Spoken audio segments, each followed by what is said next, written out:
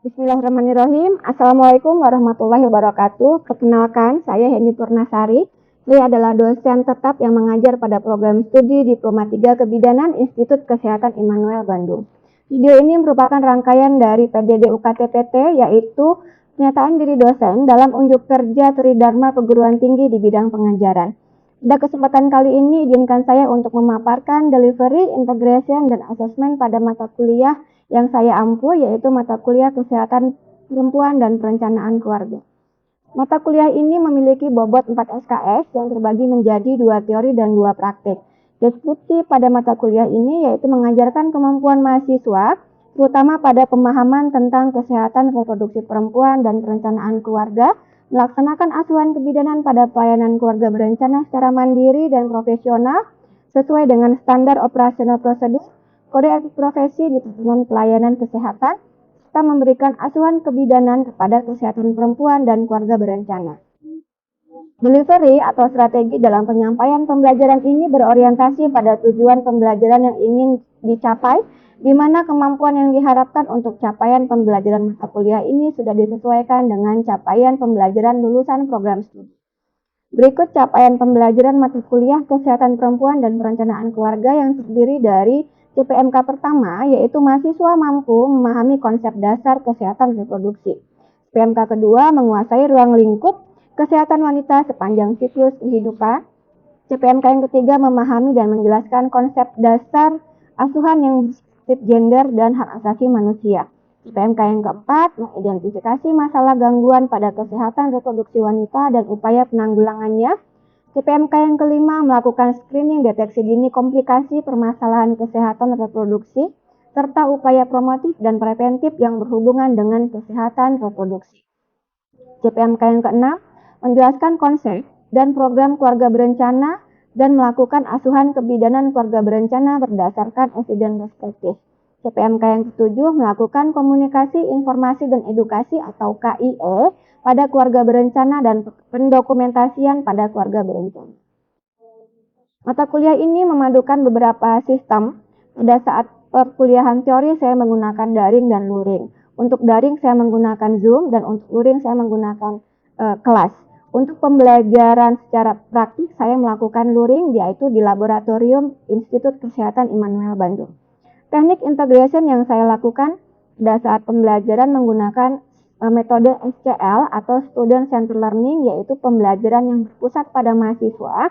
Di antaranya saya menggunakan model interaction teaching, case study, group small discussion, collaborative learning, dan contextual construction. Pada pembelajaran praktik saya menggunakan metode demonstrasi atau role play dan self-directed learning, yaitu praktikum mandiri dengan didampingi dosen pengampu atau tim dosen pada mata kuliah Kesehatan Perempuan dan Perencanaan Keluarga, serta early clinical exposure, yaitu pembelajaran di klinik secara dini dan di lahan praktik.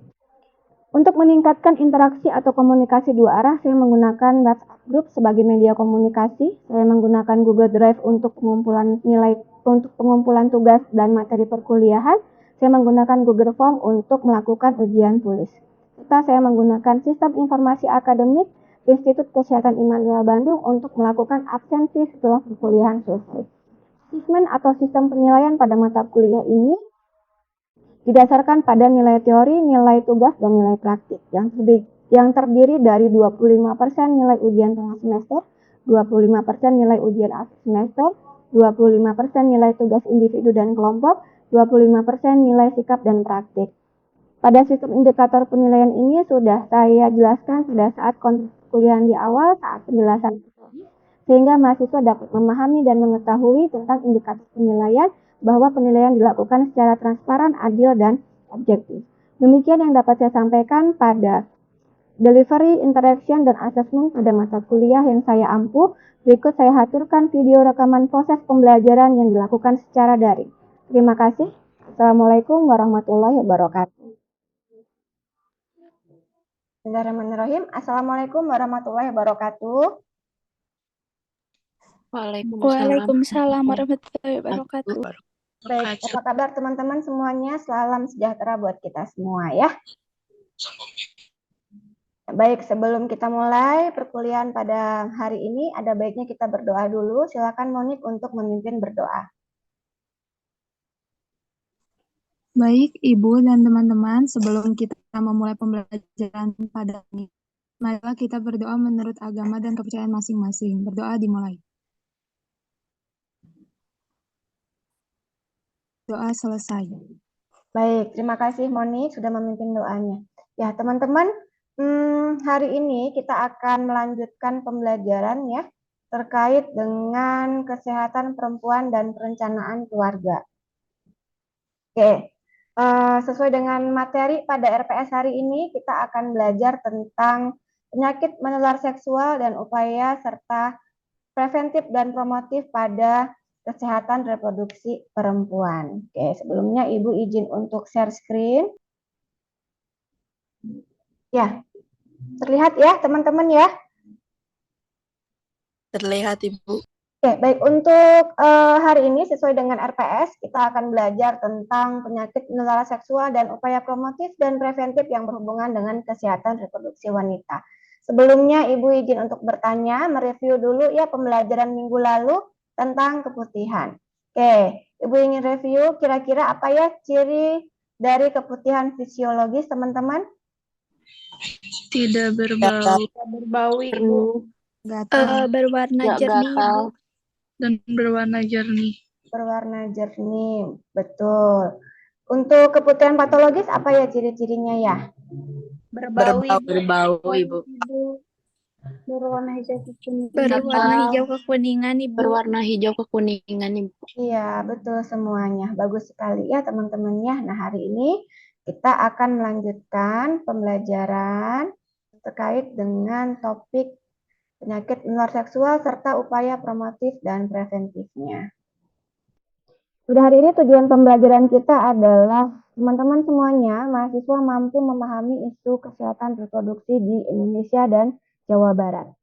Lalu untuk learning objektif yang kedua, mahasiswa mampu menjelaskan faktor penyebab dan dampak kesehatan reproduksi yang buruk. Lalu untuk tujuan pembelajaran yang ketiga, memahami dan mendeteksi dini tentang penyakit menular seksual, gejala, penyebab, dan pencegahannya. Serta yang keempat, mahasiswa mampu melakukan upaya promotif dan preventif dalam pelayanan kesehatan reproduksi.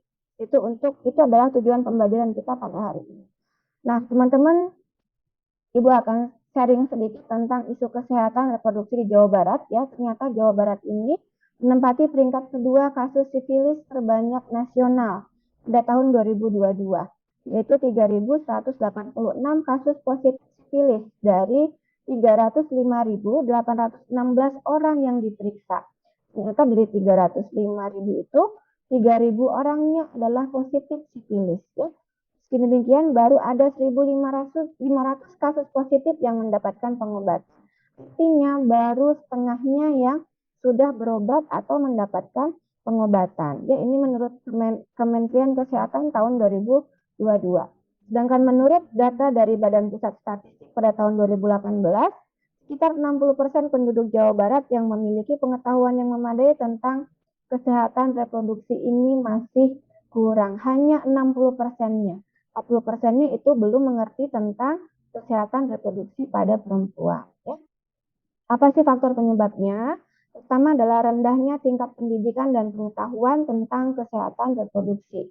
Lalu kurangnya akses terhadap layanan kesehatan reproduksi, masih adanya stigma tabu dalam masyarakat, terus masih adanya kemiskinan dan ketidaksetaraan gender. Ya, ini adalah satu faktor penyebab ya teman-temannya dari kesehatan reproduksi perempuan yang masih belum capai targetnya. Oke. Dampaknya apa ya? Pada individu atau personal itu akan ada gangguan kesehatan reproduksi sehingga dapat menyebabkan infertilitas, komplikasi kehamilan, bahkan kematian ya jika tidak ditangani dengan baik atau tidak mendapatkan pengobatan.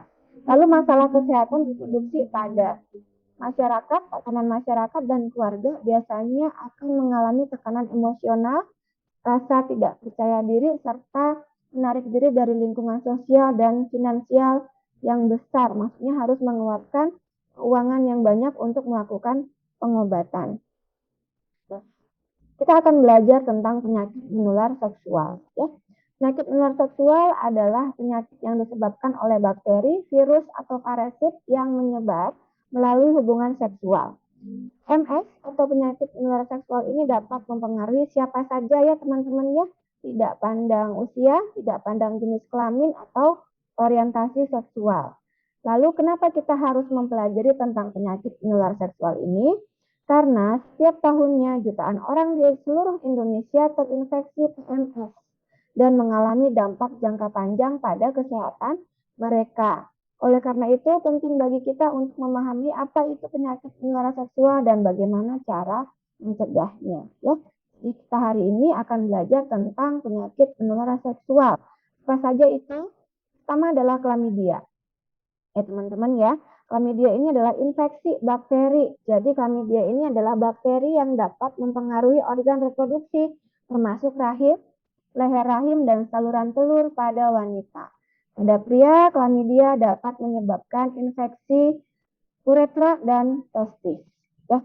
Untuk gejalanya, biasanya ada nyeri saat buang air kecil, keluarnya cairan dari vagina atau penis, dan sakit pinggang. Jika tidak diobati atau dibiarkan, klamidia dapat menyebabkan infertilitas ya teman-teman ya, atau kemandulan pada wanita dan pria. Lalu ada selanjutnya gonore. Mungkin teman-teman sudah sering dengar tentang penyakit gonore atau kencing nanah ya. Oke. Gonore adalah infeksi bakteri yang menyebar melalui kontak seksual dengan orang yang terinfeksi. Jadi pernah berhubungan seksual atau kontak dengan orang yang telah terinfeksi sebelumnya. Gejala gonore ini meliputi nyeri saat buang air kecil, keluarnya cairan dari vagina atau penis, dan sakit panggul. Jika tidak diobati, sama seperti klamidia tadi bisa menyebabkan infeksi pada saluran reproduksi, termasuk rahim, ovarium, saluran telur pada wanita, serta epididymis pada pria. Ya. Oke, untuk yang selanjutnya adalah herpes. Nah, teman-teman ini juga sering mungkin ya tentang herpes. Herpes adalah virus. Jadi herpes ini dia sejenis virus yang menyebar melalui kontak seksual dengan orang yang terinfeksi.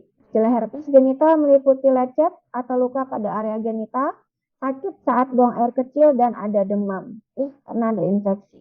Herpes genital dapat menyebabkan masalah kesehatan jangka panjang seperti meningkatkan resiko infeksi HIV dan mempengaruhi kehamilan. Jadi berbahaya buat ibu hamil karena takutnya dia akan menular ke janinnya. Yaitu terkait dengan herpes genital. Lalu ada sifilis. Sifilis adalah infeksi bakteri yang menyebar melalui kontak seksual dengan orang yang terinfeksi. Jadi ini kayaknya sama ya teman-teman ya. Salah satu agennya adalah atau faktor penyebabnya kontak seksual dengan orang yang terinfeksi. Gejalanya sifilis ini luka pada area genital, mulut atau anus, dan ruam pada kulit. Jika tidak diobati, dapat menyebabkan kerusakan organ dalam termasuk otak, mata, tulang, dan jantung. Jadi termasuk bakteri yang berbahaya ya untuk sifilis ini karena dia jika tidak diobati segera akan menyerang ke dalam organ vital pada tubuh. Nah, sekarang kita akan belajar tadi tentang jenis-jenis penyakit menular seksualnya. Sekarang kita akan mempelajari tentang bagaimana sih PMS ini menyebar. Penyakit menular seksual atau PMS ini dapat menyebar melalui hubungan seksual yang tidak aman. Tidak aman ini artinya orang yang terinfeksi melakukan hubungan seksual dengan orang yang belum terinfeksi.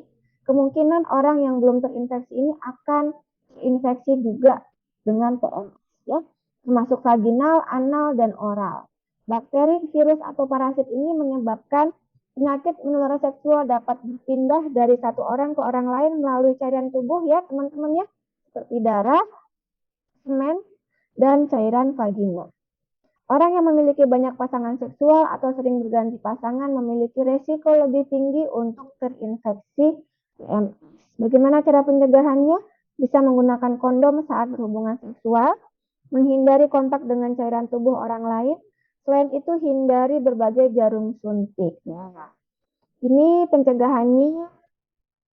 Kalau sudah terinfeksi, segera temui dokter untuk mendapatkan pengobatan yang tepat dan hindari melakukan hubungan seksual sampai infeksi benar-benar sembuh. Lakukan hubungan seksual yang aman ya intinya teman-teman. Setia pada pasangan. Ya, hindari kontak langsung dengan cairan tubuh orang yang sudah terinfeksi atau orang lain. Jadi kita sudah waspada ya. Oke, lalu ada upaya promotif dan preventif dalam kesehatan reproduksi. Ada upaya preventif pencegahan, ada upaya promotif. Untuk preventifnya, kita bisa menjaga kesehatan reproduksi perempuan ya, seperti olahraga secara teratur, mengkonsumsi makanan sehat dan bergizi, pola hidup yang sehat. Lalu menjaga kebersihan organ intim atau genitalia ya, vulva hygiene-nya harus benar. Kalau untuk cebok itu biasanya dari arah depan ke belakang ya, jangan dari belakang ke depan. Itu dari depan ke belakang, baru setelah itu dilap dengan baik atau dengan kering, dengan tisu atau misalnya dengan yang lainnya ya. Lalu untuk perempuan kita juga harus sering melakukan pemeriksaan rutin nih teman-teman ya, seperti pap smear dan tes HIV, HPV untuk mencegah kanker serviks. Nah kita tahu kanker serviks ini juga salah satu kanker yang berbahaya terhadap perempuan, jadi bisa meningkatkan angka sakitan dan kematian akibat dari kanker serviks ya. Lalu kita juga harus sering ya teman-teman melakukan sadari pemeriksaan payudara sendiri. Teman-teman nanti akan diajarkan pada minggu berikutnya itu tentang sadari. Kita ada materi khusus terkait dengan sadari. Nah, upaya promotifnya yaitu menjaga kesehatan mental perempuan dapat dilakukan dengan cara mengelola stres, menjaga hubungan sosial yang baik, serta berpartisipasi dalam kegiatan yang menyenangkan dan bermanfaat. Jadi diarahkan pada kegiatan yang positif ya. Akibat fisik juga dapat meningkatkan aktivitas fisik juga dapat membantu meningkatkan kesehatan mental. Jadi fisik, spiritual, psikologisnya harus dalam kondisi seimbang ya. Pola tidur dan nutrisi, istirahat ya, cukup makanan bergizi membantu juga dalam melakukan upaya pencegahan terjadinya kesehatan reproduksi yang buruk. Terus depresi juga kita bisa sebagai upaya promotif untuk menjaga kesehatan reproduksi perempuan dalam kondisi yang baik. Tapi ada hambatannya teman-teman ya, ternyata ada hambatannya dalam upaya preventif dan promotif kesehatan perempuan tersebut. Hambatannya apa saja? Pertama, masih kurangnya pengetahuan tentang cara menjaga kesehatan. Ya, ini berarti kalau sudah seperti ini kita biasanya berbicara tentang ilmu perilaku. Ilmu perilaku itu ada 3, pengetahuan, sikap, dan tindakan. Nah, di masyarakat luas itu, di komunitas, masih banyak ternyata yang belum tahu cara menjaga kesehatan reproduksi perempuan. Ya, masih sering ceboknya bolak-balik, bukan dari arah yang benar. Terus masih sering membiarkan celana dalam yang lembab, tidak sering diganti ya, itu. Lalu keterbatasan akses ke layanan yang berkualitas. Biasanya untuk kesehatan perempuan ini anggapannya masih tabu ya teman-temannya. Jadi kalau misalnya ada gejala terkait dengan penyakit menular seksual atau ada gangguan terhadap kesehatan reproduksi perempuan, ini biasanya masyarakat masih tidak mau untuk memeriksakan karena anggapannya adalah tabu begitu ya. Oke, lalu stigma sosial terkait dengan masalah kesehatan tertentu dan kesulitan finansial atau ekonomi sehingga tidak mampu atau tidak mau untuk segera berobat kalau misalnya ada keluhan terhadap kesehatan reproduksinya. Oke, upayanya apa saja yang bisa kita lakukan untuk mengatasi hambatan dalam upaya preventif dan promotif kesehatan perempuan? Pertama, kita bisa dengan edukasi ya. Edukasi melalui apa? Pendidikan kesehatan. Lalu bisa melalui penyuluhan, konseling yang terkait dengan kesehatan reproduksi perempuan, terutama penyakit menular seksual, serta memperbanyak literasi kesehatan. Lalu bisa memperluas akses ya teman-teman ya ke layanan kesehatan yang terjangkau dan berkualitas. Kita juga bisa memberikan edukasi ke Pemkes terkait stigma sosial yang ada di masyarakat melalui kampanye dan pendidikan. Biasanya kita sasarannya adalah tokoh masyarakat, tokoh agama, lalu di sekolah-sekolah kita sudah melakukan kampanye ini ya untuk mengurangi stigma sosial tersebut dan memberikan dukungan finansial bagi perempuan yang membutuhkan. Misalnya terkait dengan BPJS ya, atau misalnya kalau di puskesmas itu sudah ada layanan untuk kesehatan reproduksi. Ya, Oke, kira-kira seperti itu untuk upaya preventif dan promotif terkait dengan kesehatan perempuan serta penyakit menular seksual. Kita lanjut ke sesi diskusi dan tanya jawab. Apakah teman-teman ada yang ingin tanya atau didiskusikan atau disaringkan terkait dengan materi kita hari ini? Silahkan. Ya, Sally, silahkan. Baik, Bu. Saya ingin bertanya, apakah penyakit menular seksual dapat disembuhkan? Ya, baik. Pertanyaan yang bagus sekali. Apakah penyakit menular seksual dapat disembuhkan? Ya, penyakit menular seksual ini dapat disembuhkan. Ya, tapi teman-teman jika mendapati kasus seperti ini di layanan kesehatan kebidanan di komunitas, sebaiknya segera anjurkan klien atau pasien untuk melakukan pemeriksaan atau pengobatan lebih lanjut ke tatanan rumah sakit atau klinik yang lebih memadai fasilitas kesehatannya, yang ada dokternya. Ya, biasanya kalau seperti ini kita langsung rujuk saja ke dokter spesialis ya, karena nanti kewenangan dokter untuk memberikan antibiotik. Ini kan terkait dengan virus ya. Virus, bakteri itu biasanya kita tidak berwenang untuk memberikan antibiotik atau pengobatan pada kasus-kasus ini. Jadi kita sarankan untuk atau kita fasilitasi klien atau pasien untuk berobat ke fasilitas layanan kesehatan yang lebih memadai. Dan ini juga berdasarkan dari kepatuhan klien. Kadang ada yang kliennya sudah merasa sehat sedikit, menganggapnya biasa. Nggak apa-apa, biasa, dibiarkan saja. Tapi ternyata malah memperberat keadaan. Ya.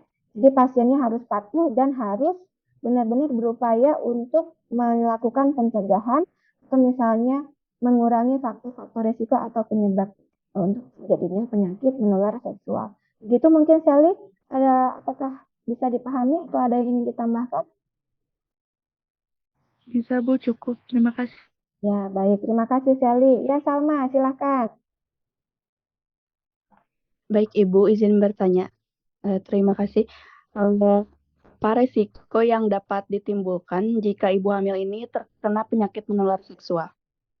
Ya, baik. Pertanyaannya bagus ya, teman-teman. Ya, apa Bu resikonya kalau misalnya ibu hamil terkena penyakit menular seksual? Banyak sekali resikonya.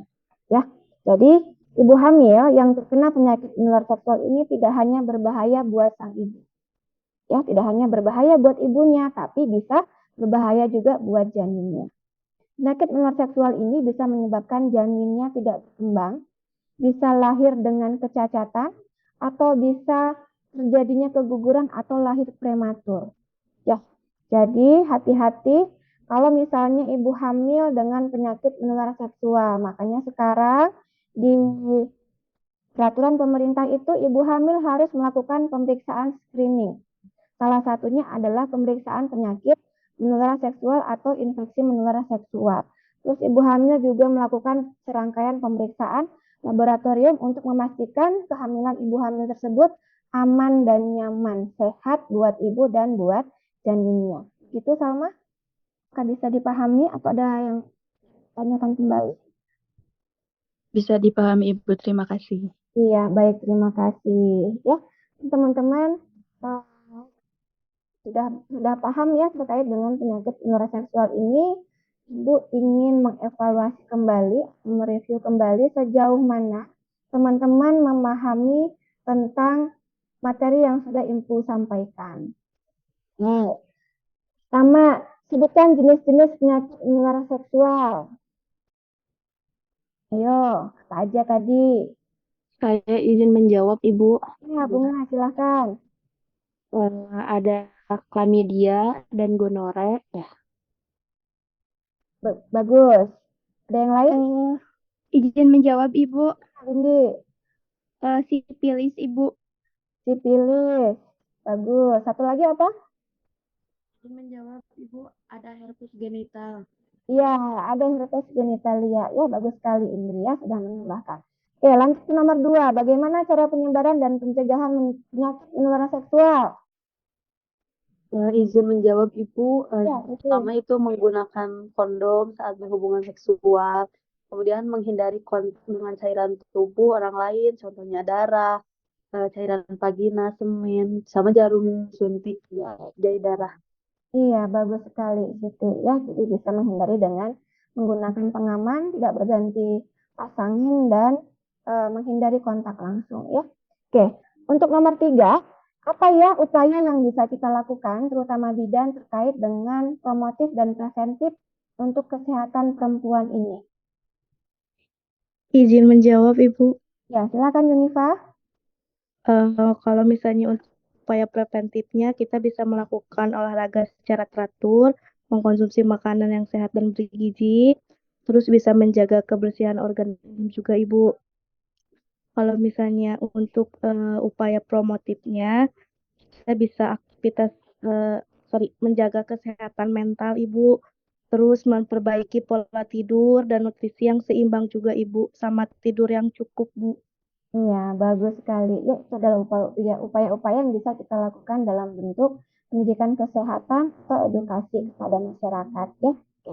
Nah, untuk pertanyaan keempat, ini adalah tugas buat teman-teman semuanya. Teman-teman nanti bisa mencari ya kira-kira apa saja program pemerintah untuk upaya preventif dan promotif di masyarakat terkait dengan kesehatan reproduksi perempuan. Ini silakan menjadi tugas ya buat teman-teman. Oke.